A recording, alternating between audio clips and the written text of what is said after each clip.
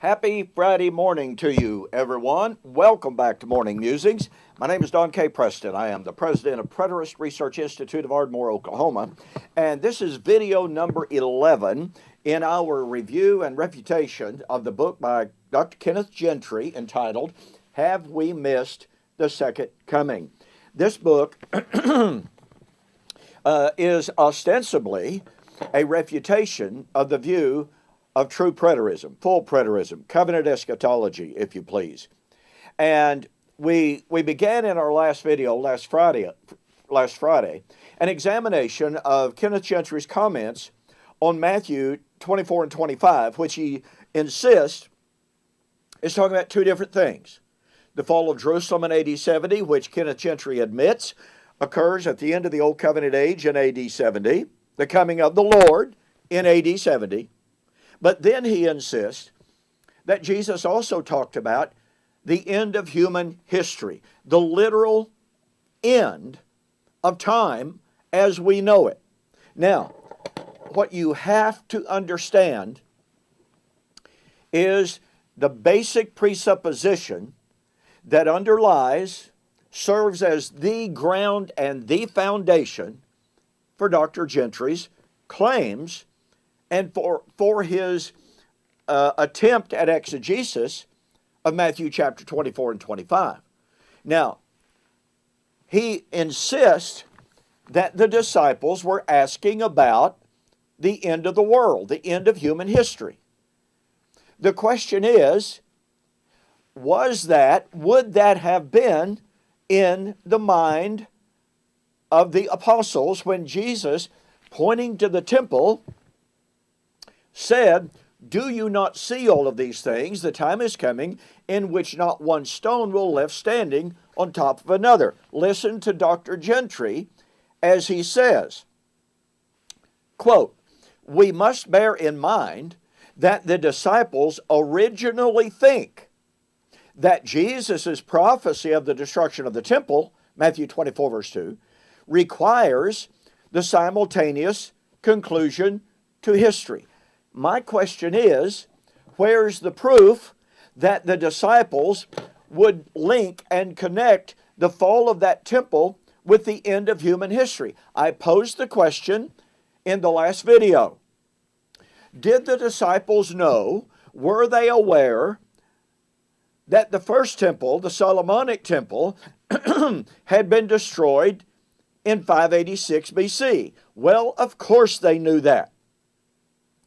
Did they think, did they believe that was the end of material creation, the end of the world? Well, pretty obviously not. So the question is, why would they believe that the destruction of the temple that Jesus was pointing to would now demand the end of human history? Where's the connection? Jesus had predicted the fall of that temple, the destruction of that temple.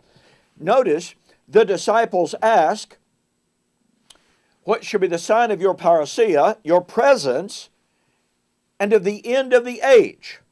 Now, ask yourself the following question. What age did that temple represent? Did the temple standing there at that time represent the Christian age? Well, that would be patently false. No, there's no suggestion of that. Why would the temple at Jerusalem, that was the focal point of the observance of the law of Moses, why would the destruction of that temple indicate to the disciples that the end of the new covenant age of Christ was coming one day? Do you see the problem here? This is an incredible presuppositional false assumption by Dr. Gentry. When he says the disciples, upon hearing Jesus' prediction of the destruction of that temple, they automatically assumed that he was talking about the end of the world. No. They automatically, supposedly assumed Jesus was talking about the end of the Christian age. No. Well, how do I know that? In Matthew 24:35, Jesus said, heaven and earth, and we'll talk about that later, heaven and earth shall pass away. Watch this. My words, that's the gospel of Christ, which is the ground, the foundation, and the identifier of the Christian age. My words will never pass away. And yet, according to Dr. Gentry's view, when Jesus predicted the fall of Jerusalem, the disciples began to think, and they assumed, oh, well, he's talking about the end of the gospel age, which hadn't even yet been established by the death of their Lord. The church had not even been established, and yet when Jesus predicted the fall of the temple, they supposedly think he's talking about the end of the church age, which hadn't even begun yet. You see, folks, it is the false assumptions lying behind, serving as the absolute foundation for Dr. Gentry's entire view of the Olivet Discourse. If Dr. Gentry is wrong in claiming that the disciples would have thought about the end of the Christian age, if he's wrong on that, his entire view of the Olivet Discourse is falsified.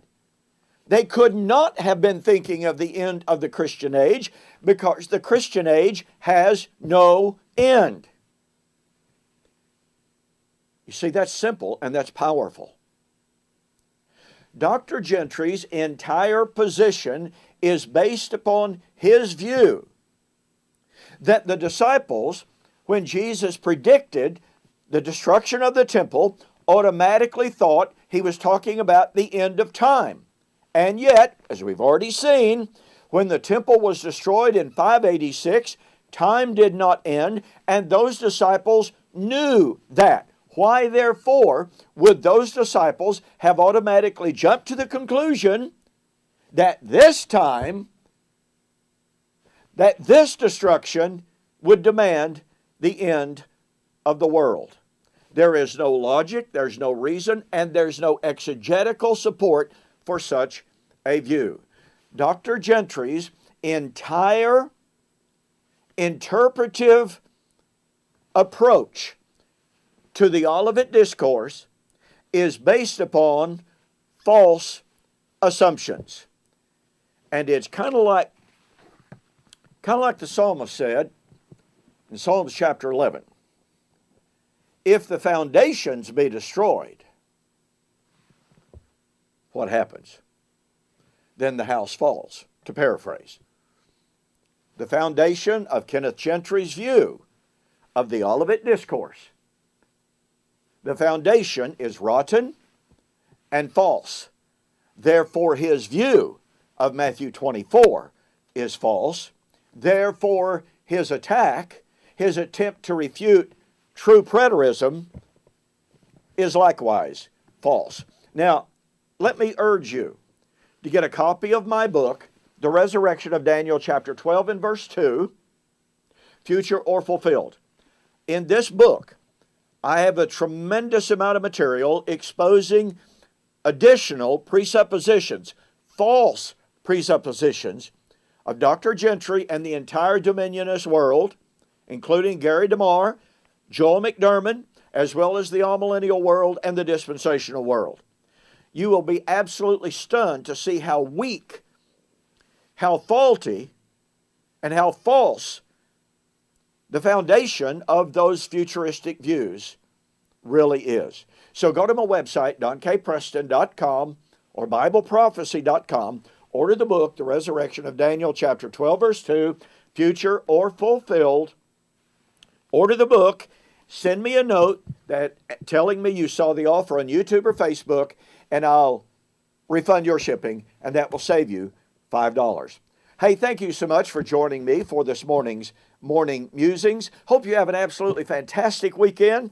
God bless. We'll see you on Monday.